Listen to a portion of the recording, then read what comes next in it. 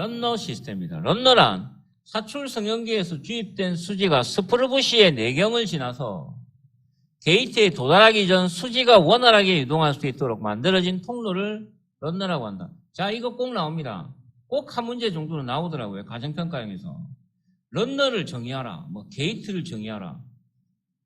스프루를 정의하라. 이렇게 객관식, 그러니까 주관식 문제도 많이 나오고요. 안 그러면은 뭐 아래 뭐 해당제인 중에서 뭐 수지가 금형 내부로 지나가는 통로를 뭐라고 부르는가? 그럼 런너죠, 런너. 그리고 뭐 원뿔형의 수지가 뭐 통과하는 공간을 뭐라고 하느냐? 스프루라고 하고. 그 다음에 수지가 금형으로 주입되는 좁은 게 파져 있는 구간을 뭐라고 하면 이런 식으로 나옵니다. 게이트. 그러면 여기에는 요 용어를 잘 기억했다가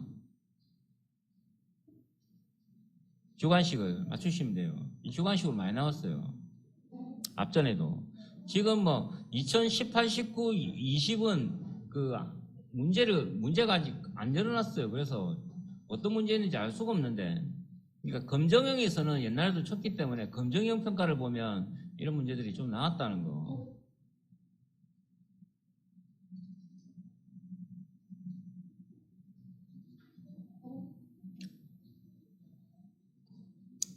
(118페이지) 먼저 스프루입니다. 스프루란 사출 성형기의 노즐로부터 주입된 수지, 즉 플라스틱 용융 재료가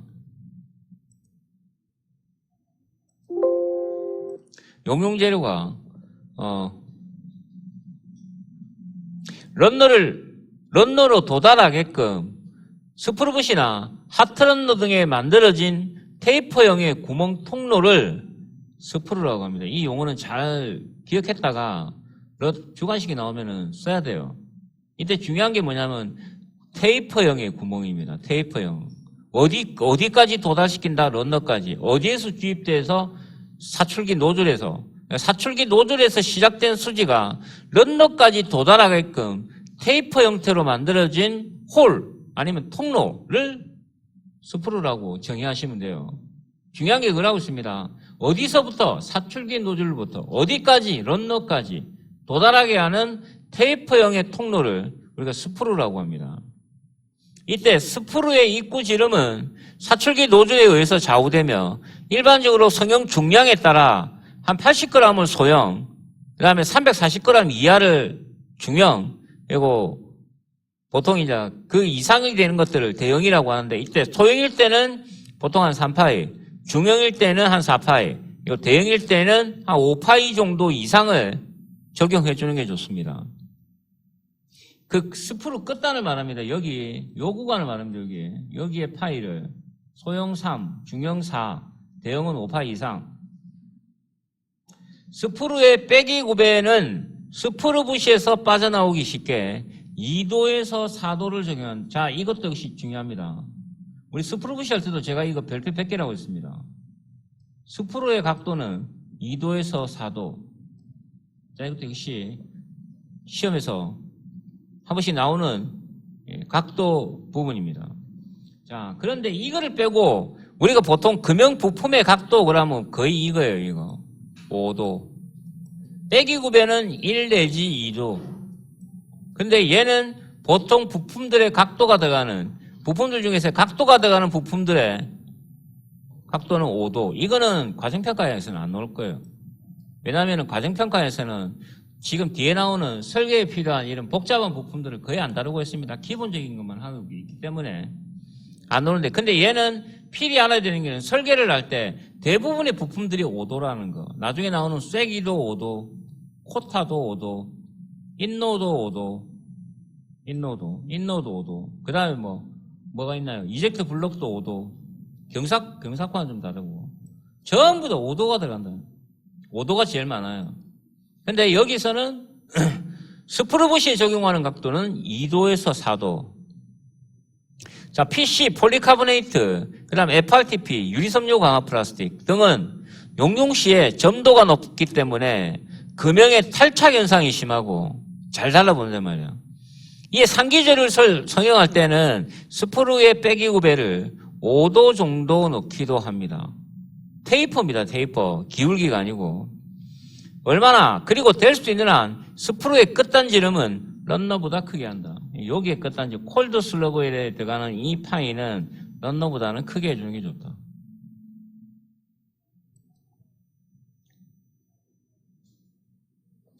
(119페이지는)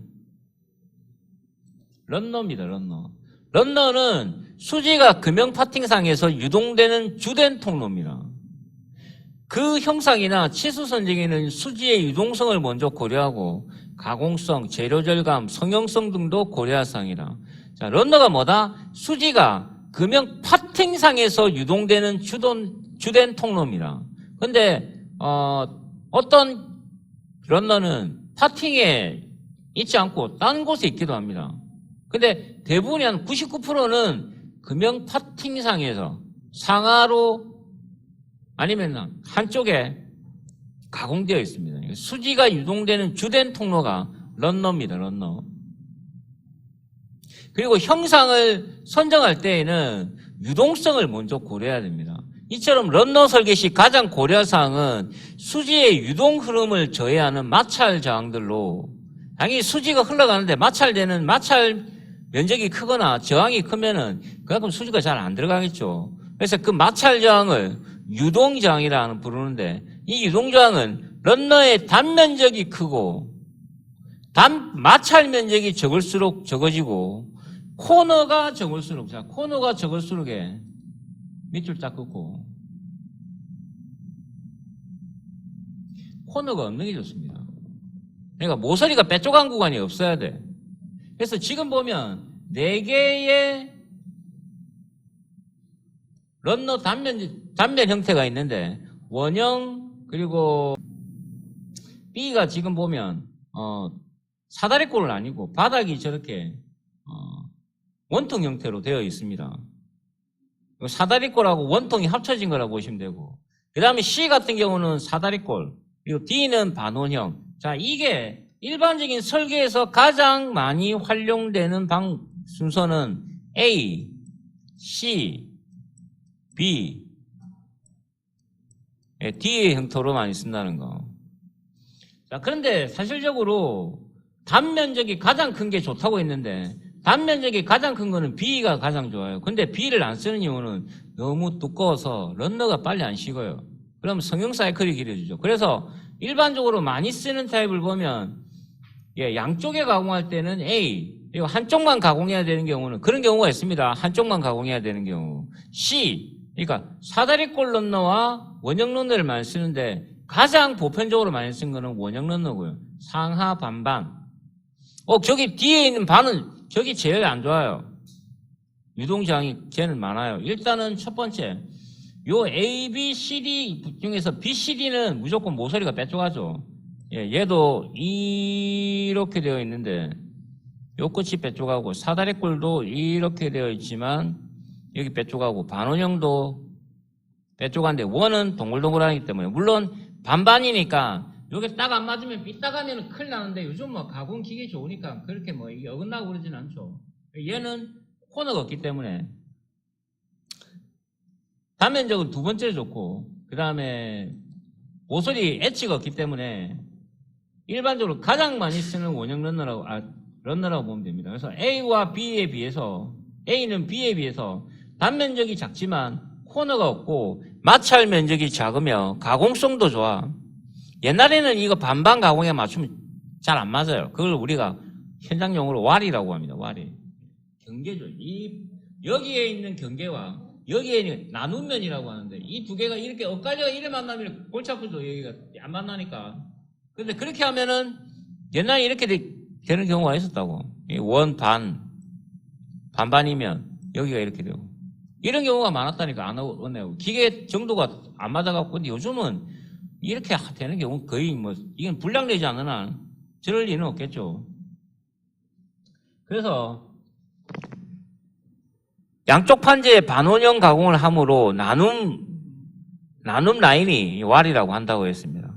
미세히 어긋나서 예리한 코너가 생길 수 있으므로 이 부분을 수지의 유동성을 저하시킬 수 있으므로 상하 판재에 정확한 가공을 필요로 한다.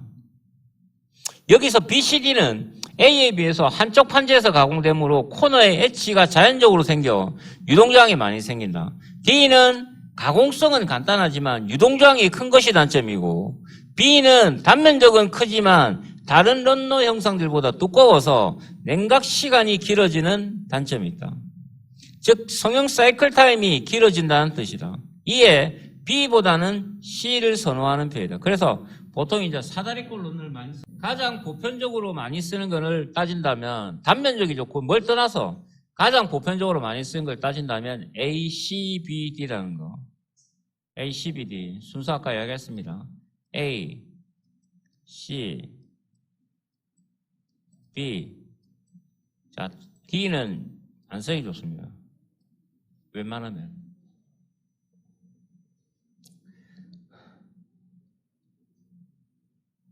자, 런너의 지름은 제품의 크기에 대비해서 소형 런너는 3에서 6파이를 많이 적용하고요. 소형 같은 경우는 보통 3파이나 4파이 이렇게 많이 쓰죠. 아니면 6파이까지도 쓰는 경우도 있습니다. 아니면 또 이런 경우도 있습니다.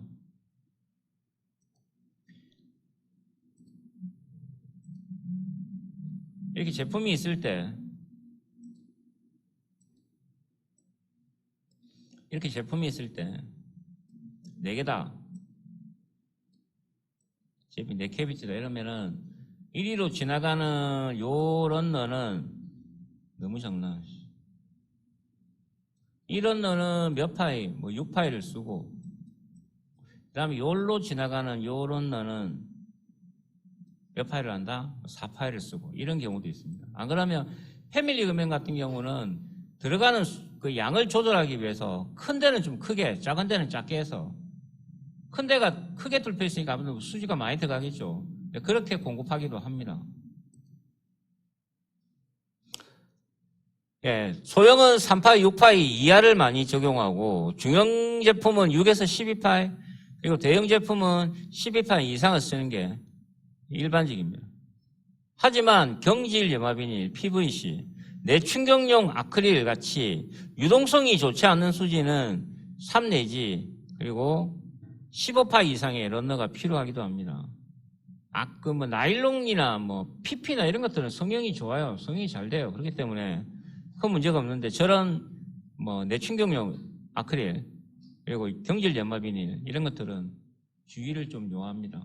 그래서 보통 이런 일반적인 보편적인 비결정성 수지나 결정성 수지를 쓰는 이런 구조에서는 크게 문제가 없는데, 나중에 뭐 특화된 뭐 열경화성 수지나 저런 경질 염화 비닐을 쓰는 파이프 뭐 이런 것들은 성형성이 안 좋다는 거 고려를 해야 됩니다. 그런 부분을. 자, 게이트입니다. 오늘은 여기까지 할 건데, 게이트는 수지가 금형 파팅상에서 제품으로 주입되는 입구를 말합니다. 그래서 게이트에 대한 정의를 서술하시오. 이러면은 수지가 금형 파팅상에서 제품으로 주입되는 입구입니다. 아까 런너는 수지가 금형 파팅상에서 지나가는 일반적인 통로를 우리가 런너라고 한다면, 얘는 런너에서, 그러니까 아까 런너는 그 스프로에서 게이트까지 도달하는 통로가 런너라고 이야기한다면, 게이트는 런너에서 들어온 수지가 어디로 제품으로 들어갈 수 있는 좁은 통로를 게이트라고 합니다. 게이트의 크기나 형상은 조립상 제품의 위치나 형상, 빼기수는 한 금형에 몇 개 나오냐 말입니다.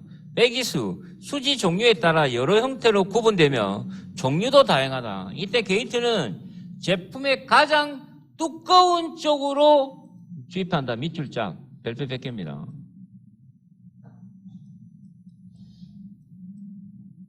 왜 가장 두꺼운 쪽으로 넣을까요? 얇은 쪽으로 넣으면은 수지가 빨리 식기 때문에 그럼 막혀요, 입구가. 두꺼운 쪽으로 해서 항상 그쪽은 조금 몰랑몰랑한 상태가 되어 있어야 됩니다. 그래서 두꺼운 쪽으로 주입한다. 그래서 그런 두꺼운 쪽 같은 경우는 좀 냉각을 철저하게 해주는 게 좋습니다. 게이트의 역할에서 수지의 흐름 방향과 유량을 제어합니다. 역할입니다. 그러니까 수지가 흘러가는 방향을 게이트가 당연히 잡겠죠. 게이트에 위치되는 공간에서부터 수지가 주입되니까 그리고 유량은 이제 수지가 공급되는 양을 제어할 수 있겠죠. 크기를 조그맣게 하면 그만큼 조금만 들어간 거고, 많이 하면 많이 들어가는 거고, 그렇죠. 그 다음에 충전 밸런스를 제어합니다. 충전 밸런스라는 거는 수지가 공급되는 어떤 그 방향을, 밸런스를 제어할 수 있습니다. 충전 밸런스. 그리고 수지의 역류를 봉입합니다. 자, 수지가 좁은 공간을 통과했다가 뺑뺑 돌다가 다시 원래 입구로 들어와서 빠꾸할 수 있겠죠. 그 입구가 좋기 때문에 그만큼 빠꾸할 가능성이 적다 이거죠. 그 다음에 수지의 고속 주입에 따라 좁은 게이트부에 마모일이 발생합니다. 수지 온도 상승에 따른 점도 저함 및 유동성이 활발해진다. 그러니까 즉 입구가 좁기 때문에 압력은 발생하고 수지는 빨리 들어가야 되겠고, 그러다 보니까 그 좁은 입구가 마모일이 발생합니다. 열이 발생한다. 그러면서 수지가 한 번 더 재가열되는 현상이 생기기 때문에 끈적끈적한 형상들을 저하시키고, 그 다음에 유동성이 아주 좋아지겠죠. 단 제품이 탈 수 있습니다. 그걸 우리가 번이라고 하는데, 이런 번도 생길 수가 있고, 블랙스트릭 같은 이런 시커먼 탄 어떤 줄 같은 게 생길 수도 있고, 변색의 원인이 될 수도 있습니다. 그래서 제품과 런너 부분에 분리가 용이합니다. 입구가 좁으니까 칼질도 금방 하고, 니퍼나 안 그러면은 칼 갖고 커터 칼 이런 건 안 쓰고요. 칼 갖고 이 제품을 자르기가 편하죠. 이게 게이트 역할입니다. 자, 게이트의 종류. 게이트의 종류는 형식에 따라서 크게 제한 게이트와 비제한 게이트로 나뉘고요. 그리고 주입되는 위치에 따라 파팅면 게이트가 있고, 그 다음에 비파팅면 게이트로, 여기는 지금 없습니다. 크게 형식에 따라서는 제한 게이트와 비제한 게이트로 나뉘는데, 당연히 제한 게이트가 훨씬 더 많습니다. 그러니까 게이트의 입구를 좁은 게이트를 설치해서 수지의 양을 줄이는 형식을 우리가 제한 게이트라고 합니다. 그 안에서 비제한 게이트는 수지의 양을 줄이지 않고 성형부로 바로 다이렉트로 주입되는 방식입니다. 그래서 비제한 게이트의 가장 유명한 게이트가 다이렉트 게이트입니다. 다이렉트 게이트. 비제한 게이트라면 다이렉트 게이트예요. 이렇게 문제가 나올 수가 있겠죠. 아래 게이트 중 비제한 게이트는 어떤 것인가? 아닌 것은 할 정도의 게이트가 많지 않아요. 그러니까 거의 아래 내용 중 비제한 게이트는 어떤 것인가 하면 다이렉트 게이트예요. 그러니까 제한을 주지 않기 때문에 수지가 다이렉트로 성형부로 주입되기 때문에 그거를 비제한 게이트라고 합니다. 제한을 두지 않는다. 다이렉트. 제한 게이트는 입구를 제한하는 게이트입니다. 그래서 대부분의 게이트가 제한 게이트가 제일 많은데, 자, 이때 또 이것을 파팅면으로 주입되느냐 아니면 비파팅면으로 주입되느냐에 따라서 구분을 한다고 했습니다. 그래서 일반적으로 대부분의 게이트는 파팅면으로 게이트가 주입되지만 크게 두 가지죠. 우리가 많이 쓰는 것 중에서 핀포인트 게이트와, 자, 제가 여기서 어저께 사이드 게이트부터 핀포인트 게이트를 금형의 5대 게이트라고 한다고 했습니다. 이 게이트 중에서 파팅면으로 주입되지 않는 비파팅 게이트가 여기에 있는 핀포인트 게이트와, 그리고 여기에 있는 터널 게이트입니다. 자, 원래 이 모든 게이트들이 대부분 제한 게이트에 있는 게이트들이 여기에 있는 사이드 게이트에서 파생된 게이트가 제일 많습니다. 그러니까 사이드 게이트에 의해서 파생되면 뒤에 보면 스파이더나 링 게이트나 이런 것들은 대부분 다 사이드 게이트에서 파생된 거예요. 그 외에도 오버랩 게이트, 펜 게이트도 사이드 게이트에서 파생됐습니다. 그래서 이 게이트를 우리가 표준 게이트라고 합니다. 근데 이제 북미권에서는, 우리 여기 동양권에서는 사이드 게이트라고 부르는데, 보통 이제 북미권은 얘를 엣지 게이트라고 합니다. 엣지 게이트. 왜? 모서리로 들어가기 때문에 얘가 대부분 파팅의 모서리로 들어가기 때문에 엣지 게이트라고 합니다. 사이드 게이트를. 그래서 다이렉트 게이트는 제품면에 런너가 필요 없이 다이렉트로 주입되는 게이트를 말합니다. 그러니까 즉 다이렉트 게이트에서 게이트의 역할을 하는 것이 무엇이냐 이라면 스프루가 게이트의 역할을 하는 겁니다. 스프루 런너 게이트 중에서 런너 게이트 없이 스프루가 런너 게이트의 역할을 다 한다고 보시면 됩니다. 자, 이 게이트를 다이렉트 게이트. 사이드 게이트는 제품 외곽 파팅면으로 주입되는 가장 일반적인 게이트라고 보시면 됩니다.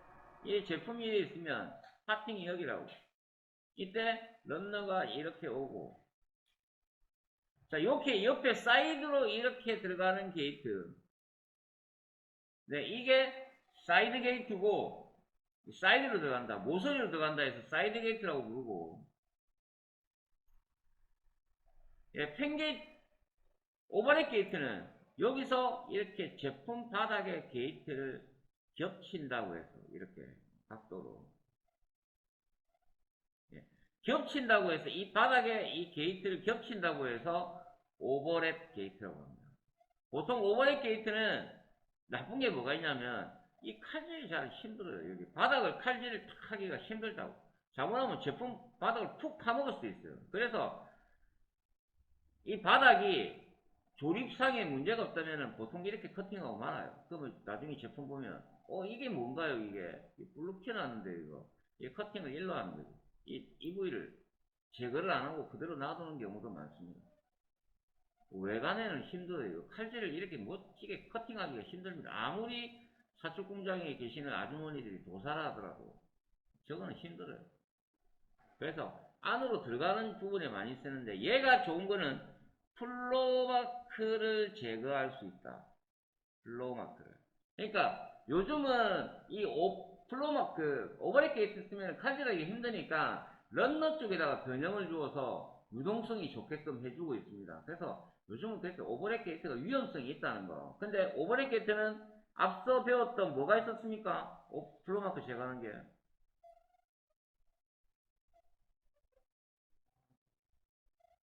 플로마크 제거하는 게 오버랩 게이트하고 뭐가 있었습니까? 앞에 배웠는데.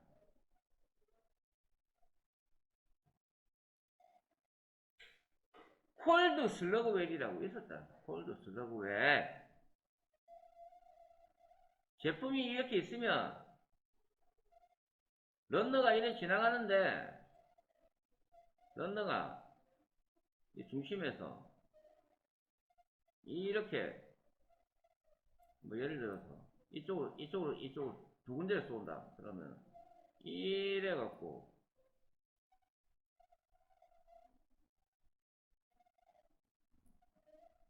한 군데만 쏜다. 이렇게 하면 여기가 콜드 슬러그웰이라고. 콜드 슬러그웰.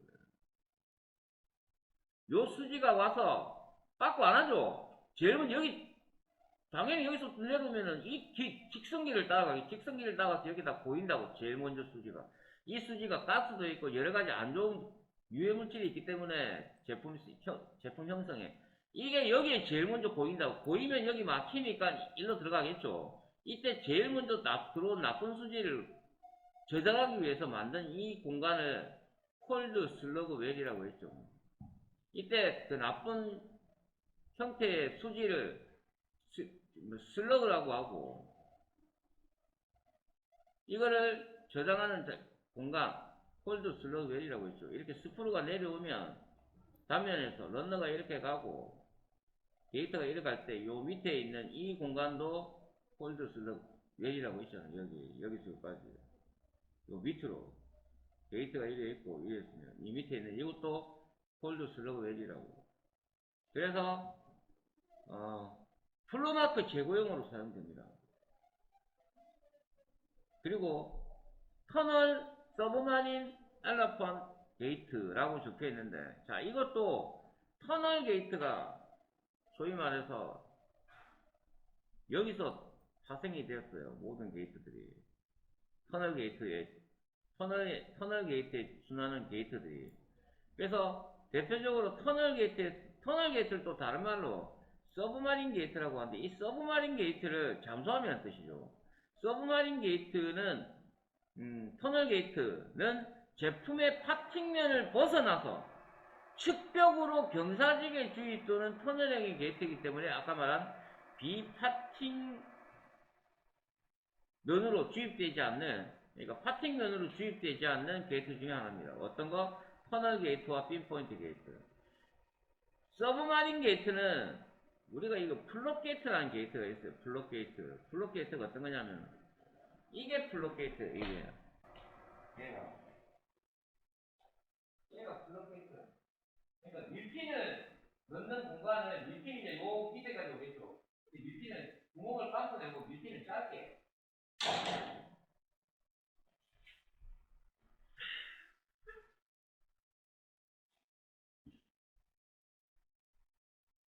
예, 제품이 뭐 이런 식으로 제품이 있다 이거죠. 이러면 여기가 파팅이고, 그리고 원래는 이 런너가 터널 게이트라는 게 런너가 이렇게 온 다음에 얘가 이렇게 경사지게 구멍을 뚫는 이 게이트를 터널 게이트라고 합니다. 터널처럼 여기는 쎄요. 바로 경사지게 뚫고요. 이게 빠집니까? 빠집니다. 왜냐면은 이거를 뺄 때는 플라스틱이 완전하게 딱딱하게 굳은 상태가 아닙니다. 이게 약간은 텐션을 가지고 있는 상태입니다. 그래서 얘가 빠져나와요. 산성력을 가지면 쑥 빠져나와요. 그리고 여기다가 이래 때려야 되는데 이거 제품 외관이다. 제품 외관에 흔적 나면 안 된다. 그러면 힘들죠.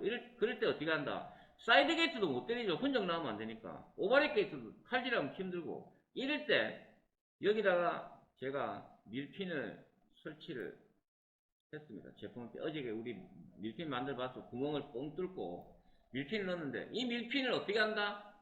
짧게 한다. 이게 밀핀이요. 그럼 여기 이제 그냥 공간이야.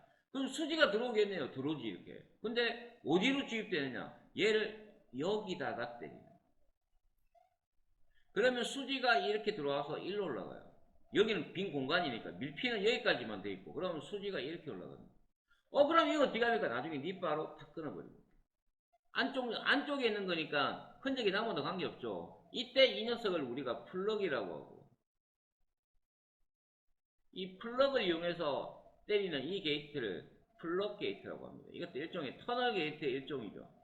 터널은 제품에 바로 때리는데 얘는 이렇게 밀핀을 짧게 해서 그 빈 공간에다가 터널을 때리는 타입의 게이트입니다. 이거를 플럭 게이트라고 하는데 이걸 또 다른 말로 서브마린이라고도 합니다. 자, 우리 그 기출문제에 나왔었어요. 이게 옛날에 과정평가에 나온 게 아니고 얘는 검정형 평가에서 한번 나왔습니다. 이 그림이 나오고 아래 이 그림을 해당하는 게이트는 어떤 것인가? 이 서브마린 게이트, 플럭이라고 안 나오고 서브마린 게이트라고 나왔습니다. 문제가 한번 나왔습니다. 그 다음에 펜게이트. 펜게이트는 넓은 평판형의 제품에 부채꼴 모양, 위에서 봤을 때 부채꼴 모양으로 펼치게 되면 아무래도 이제 멀리 퍼지겠죠. 이렇게 놓으면은 갖다가 저쪽 앞에 벽에 부딪혀서 직각으로 꺾이겠지만 이렇게 놓으면은 얘가 이렇게 퍼져나간다고. 그래서 좀 넓은 평판형 제품에서 많이 쓰는 게이트이기 때문에 보통 대형 금형에서 많이 쓰는 게이트입니다. 그 다음에 핀포인트 게이트는 제품 파팅이 아닌 제품 윗면으로 주입되는 닷점, 여기 닷자는 마늘 닷자입니다. 한자로. 점이 많다 이거는. 자, 이렇게 되는데 얘가 제품 한 개당이 아니고 이렇게 네 개를 한 번에 뗄 수 있다고.